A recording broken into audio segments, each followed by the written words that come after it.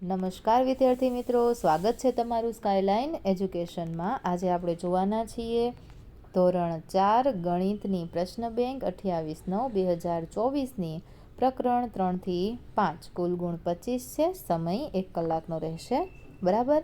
તો પ્રશ્ન નંબર 1 છે, એની અંદર આપણને આપ્યું છે માગ્યા મુજબ જવાબ લખો। તો વિદ્યાર્થી મિત્રો, આપણે બધા જ સવાલોના જવાબ આ જ વિડીયોમાં જોવાના છીએ। તો વિડીયોને લાઈક કરો, તમારા મિત્ર સાથે વોટ્સએપ પર આ વિડીયોની લિંકને શેર કરી ચેનલને સબસ્ક્રાઈબ કરવાનું ભૂલશો નહીં। તો અહીં આપણને આપેલું છે પહેલો વિભાગ એ, બરાબર છે। એમાં આપણને લખ્યું છે એક શાળાના ધોરણ 1થી 5ના બાળકોની વિગત અહીં આપેલી છે। તો એના આધારે આપણે પ્રશ્નના જવાબ લખવાના છે। તો આપણે લખીએ પહેલો સવાલ, ધોરણ 1થી 5ના કુલ કેટલા બાળકો થાય? તો આપણે આનો સરવાળો કરવાનો છે, તો બાળકો થશે 160। બીજું, જો તમામ બાળકોને 2 ચોકલેટ આપવી હોય તો કુલ કેટલી ચોકલેટ જોઈએ? તો 160 ગુણ્યા 2 કરો એટલે 320 ચોકલેટ જોઈએ। ત્રીજું, ધોરણ 4ના બધા બાળકોની સરખે ભાગે 6 ટીમ બનાવવી હોય તો એક ટીમમાં કેટલા બાળકો આવે? તો 160 ભાગ્યા કેટલા કરવાના? આપણે 6 કરવાના, બરાબર છે। તો 6 દુ 160 ભાગ્યા નહીં, આપણે શું કરવાનું છે? તો કે ધોરણ 4ની ટીમ બનાવવાની છે 42ની। તો 42માંથી 6ની એક એવી ટીમ બનાવવાની હોય તો 6 સત્તા 42, તો 7 ટીમ બને। ચોથું, ધોરણ 5ના બધા બાળકોને 3 પેન આપવાની હોય તો કુલ કેટલી પેન જોઈએ? તો 43 ગુણ્યા 3 કરવાના, બરાબર। તો 129 પેન જોઈએ। ત્યાર પછી વિભાગ બીજો, જો મનન 1 ચા અને 1 સેન્ડવિચનો ઓર્ડર આપે તો તેણે કેટલા રૂપિયા ચૂકવવા પડે? તો એક ચાની કિંમત 10 અને બીજું છે સેન્ડવિચ 60, એટલે 70 રૂપિયા ચૂકવવા પડે। બીજું, જો હિતેશભાઈ 4 સેન્ડવિચનો ઓર્ડર કરે તો કેટલા રૂપિયા? તો 60 ગુણ્યા આપણે કેટલા કરીશું? 4, તો 240 રૂપિયા આપવા પડે।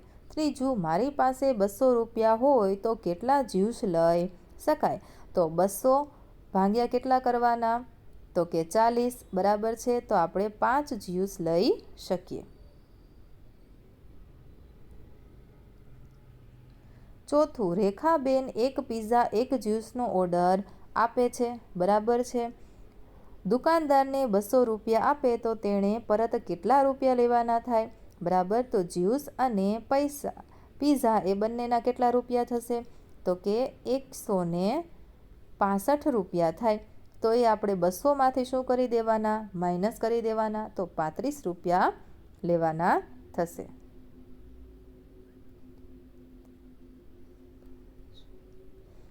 ત્યાર પછી વિભાગ ત્રીજો, એમાં પહેલો સવાલ, કુલ કેટલા બાળકો પ્રવાસમાં જવાના છે? બરાબર છે।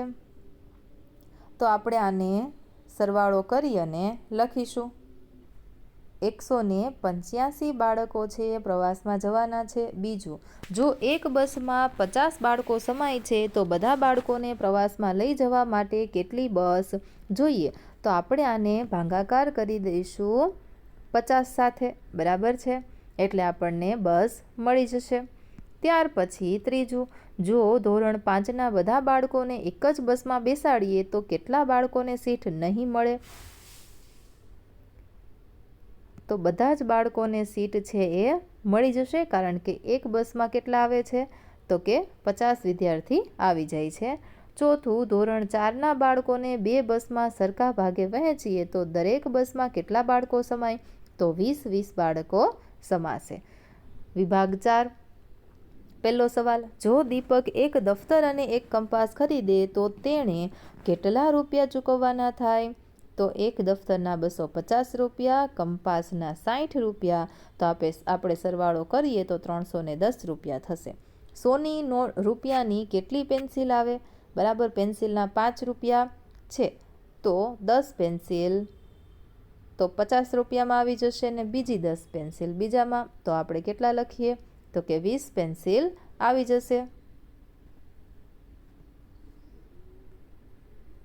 ત્રીજું, જો હું 5 નોટબુકની ખરીદી કરું તો મારે કેટલા રૂપિયા ચૂકવવાના રહેશે? તો ગુણ્યા 5 કરી દેવાના.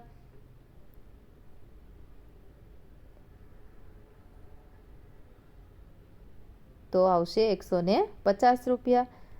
ચોથું, નિશાએ 3 પેનની ખરીદી કરી, તેણે 100 રૂપિયા દુકાનદારને આપ્યા, બરાબર. તો કેટલા રૂપિયા એને પરત મળશે? તો 70 રૂપિયા એને પરત મળે.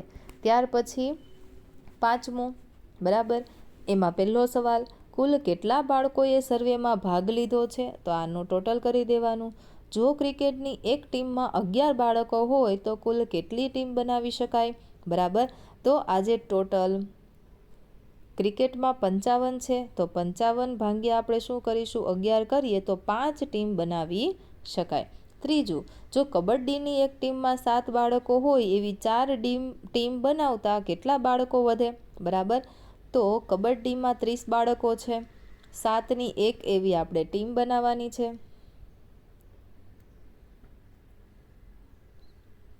તો 7 4 28 થશે, બરાબર. તો 2 બાળકો છે એ વધશે. ચોથું, જો એક કેરમ પર 4 બાળકો રમી શકે, બરાબર છે, તો કેરમ રમવા કેટલા કેરમ બોર્ડ જોઈશે? ઓકે. તો 20 ભાગ્યા આપણે 4 કરીએ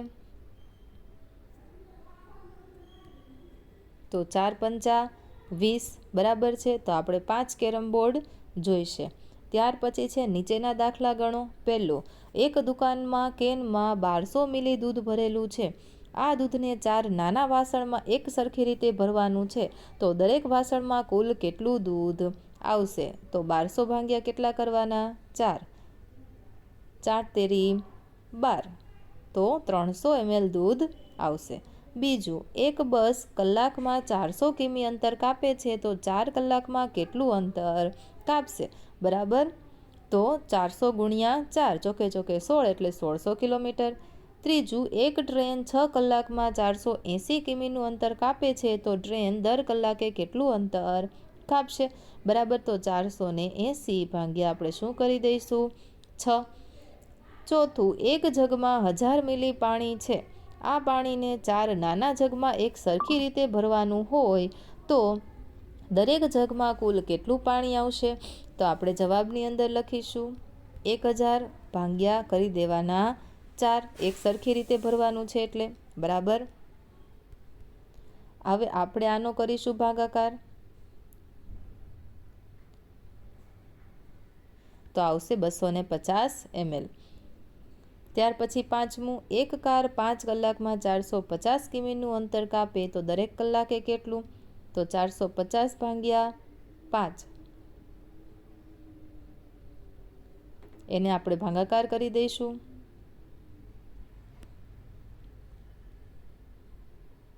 પાંચ નવા 45, બરાબર. તો 90 કિલોમીટર એક કલાકમાં. હવે આપણે જોઈએ નીચે આપેલ ઘડિયાળનો સાચો સમય લખો. તો વિદ્યાર્થી મિત્રો, પહેલાં વિડીયોને લાઇક કરો, તમારા મિત્ર સાથે શેર કરો અને આવી જ રીતે તમામ વિડીયો જોવા માટે ચેનલને સબસ્ક્રાઈબ જરૂરથી કરજો. PDF જોઈતી હોય તો કમેન્ટ કરો PDF. હવે ઘડિયાળનો સાચો સમય લખીએ તો અહીં થયા છે 5:50. ત્યાર પછી અહીં 1:20, ત્યાર પછી 7:10 ગુજરાતી અંકમાં તમારે લખવાનું છે, બરાબર. ત્યાર પછી 9:30, 9:30 થયા છે. અહીં 12:30 થઈ છે. ત્યાર પછી 2 વાગ્યા છે. ઓકે. ત્યાર પછી 12:15 એટલે કે 12:15 લખો. ત્યાર પછી 3:45, ત્યાર પછી 3:30 અને ત્યાર પછી અહીં 8:05, 50 નહીં 5:05. ઓકે. ચાલો, નીચે આપેલ સમય હવે આપણે ઘડિયાળમાં દર્શાવવાનો છે. તો 3:20 થઈ છે, તો 3 પછી થોડુંક નાનો કાંટો અને 20 એટલે 4 ઉપર મોટો કાંટો. 6:15 તો 6 પછી નાનો કાંટો અને 3 ઉપર મોટો કાંટો. 5:45 તો 6ની નજીક નાનો કાંટો અને 9માં મોટો કાંટો. 9:50 થઈ છે, બરાબર છે. તો 10 નજીક નાનો કાંટો અને 10 ઉપર મોટો કાંટો. 10:10 થઈ છે, તો 10 ઉપર નાનો અને 2 ઉપર મોટો કાંટો. ત્યાર પછી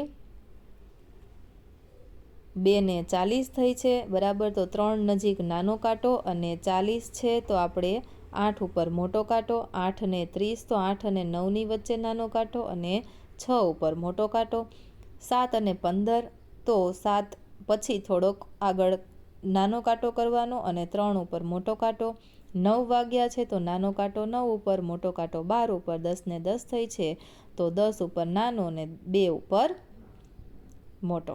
ઓકે, ચાલો ત્યાર પછી જોઈએ કોષ્ટક જોવાનું છે અને પૂર્ણ કરવાનું છે. ઓકે, તો ચાલો કરીએ. તો ઘડિયાળનો સમય 12 કલાકનો અને અહીં 24 કલાકનો લખવાનો છે. તો 6:30 AM થયા છે. ઓકે, તો સવારના 6:30 વાગ્યા હોય એટલે કેટલા વાગ્યા ગણાશે એ આપણે અહીં લખવાનું છે. તો અહીં 6:30 કલાક જ લખવાનું થશે, બરાબર છે. 6:30 કલાક. ત્યાર પછી અહીં 20 કલાક છે તો 20માંથી આપણે 12ને બાદ કરી દઈએ તો 8, બરાબર. તો અહીં લખો 8. ત્યાર પછી 11:15 PM તો એમાં આપણે લખીશું 23:15, બરાબર. અહીં છે 4 કલાક. તો એવી રીતે આપણે લખતું જવાનું છે સમય. ત્યાર પછી આગળ જોઈશું આપણે માગ્યા મુજબ જવાબ લખો. એમાં પહેલું છે કફ સિરપ બોટલની ઉત્પાદન તારીખ 13/4 છે, સમાપ્તિ 13/4, અહીંયા 17 છે અને અહીંયા 19 છે. તો આપણે ડિસેમ્બર 2018ની અંદર ઉપયોગમાં લઈ શકાય. તો કે હા. જાન્યુઆરી 10 થી ફેબ્રુઆરી 5 આપેલ તારીખ વચ્ચે કેટલા દિવસ થાય, બરાબર.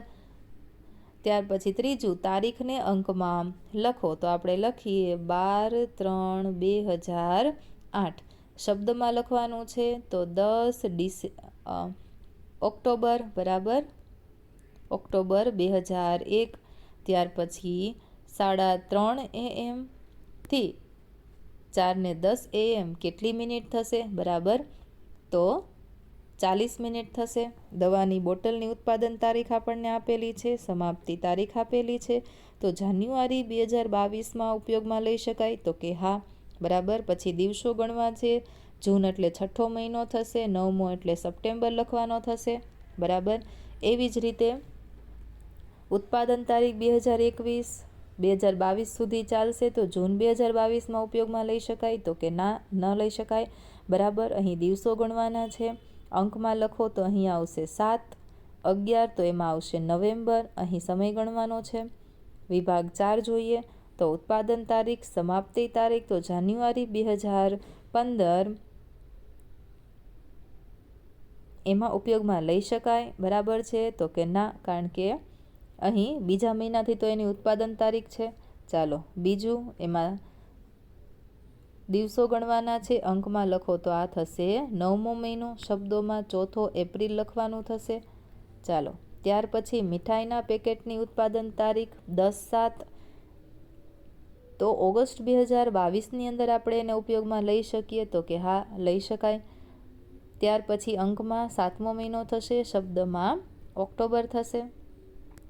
હવે આપણે જોઈએ પ્રશ્ન નંબર 5. નકશાની વિગત આપેલી છે, પ્રશ્નના જવાબ લખવાના છે. જોઈએ ધોરણ 5 અને ધોરણ 3 વચ્ચે ધોરણ 4 આવે.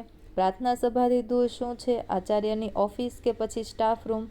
તો પહેલાં તો આપણે જોઈએ પ્રાર્થના રૂમ ક્યાં આવેલો છે, બરાબર. તો એનાથી સ્ટાફ રૂમ છે એ દૂર આવેલો છે. ગેટ બીથી પ્રવેશ કરીએ તો વર્ગખંડ કઈ દિશામાં આવીએ, તો ગેટ બીથી આપણે પ્રવેશ કરીએ તો જમણી બાજુ આવે. રમતના મેદાનની નજીક શું છે, સ્પોર્ટ્સ રૂમ કે પ્રાર્થના રૂમ, તો એની નજીક થશે સ્પોર્ટ્સ રૂમ. ત્યાર પછી ધોરણ 2ની બાજુમાં શું છે, સ્ટાફ રૂમ છે કે પ્રાર્થના રૂમ છે, તો પ્રાર્થના રૂમ છે. ચાલો ત્યાર પછી બીજું, તો શાળાના બાળકો મનોજભાઈની દુકાને જવા કઈ દિશામાં જશે. તો પહેલાં તો આપણે શાળા જોઈ લઈએ, બરાબર. હવે શાળાથી મનોજભાઈની દુકાને જવાનું છે તો એ લોકો કઈ દિશામાં જશે, તો કે દક્ષિણ દિશામાં જશે. બીજું, બગીચો અને શાળાની વચ્ચે શું આવેલું છે, તો અહીં છે બગીચો અને શાળા, એની વચ્ચે આંગણવાડી આવેલી છે. પંચાયત ઓફિસથી મંદિર તરફ જવા કઈ દિશા તરફ જવું પડશે, તો એમાં આવશે ઉત્તર તરફ જવું પડશે. બસ સ્ટેશનની દક્ષિણ દિશામાં શું આવેલું છે? આંગણવાડી કે તળાવ? તો બસ સ્ટેશનની ઉત્તરમાં આંગણવાડી છે. મંદિર એ શાળાની કઈ દિશામાં આવેલું છે? તો એ પશ્ચિમ દિશામાં આવેલું છે. પ્રશ્ન નંબર 3, તો એમાં પહેલો સવાલ છે, તારા ઘરેથી બેંક સુધી પહોંચી ત્યાંથી ખાલી જગ્યા બાજુએ વળી નદી પરના પુલ પરથી પસાર થઈ. તો તારાનું ઘર ક્યાં છે? પહેલાં તો એ આપણે શોધવું પડશે. તો અહીં લખેલું છે કે પાર્થ છે એ પરાગને ફોન ઉપર એના ઘરનો રસ્તો બતાવે છે. તો પરાગને પહેલાં ઘરેથી નીકળવાનું થશે, બરાબર છે. ત્યાંથી કઈ બાજુએ વળે તો નદી આવે? તો ત્યાંથી દક્ષિણ બાજુએ, બરાબર છે. એટલે કે અહીંયાથી ઘરની બહાર નીકળે તો જમીન બાજુ જાય એટલે નદીનો પુલ આવે. તો અહીં જમણી બાજુએ, બરાબર. એ પુલ પરથી પસાર થઈ અને કઈ બાજુએ વળે તો બગીચા પાસે આવી જાય. તો ફરીથી કઈ બાજુ વળવાનું થશે? તો કે ડાબી બાજુ વળવાનું થશે, બરાબર. ત્યાર પછી ત્યાંથી કઈ બાજુએ વળશે તો 3 રસ્તા આવશે, બરાબર. તો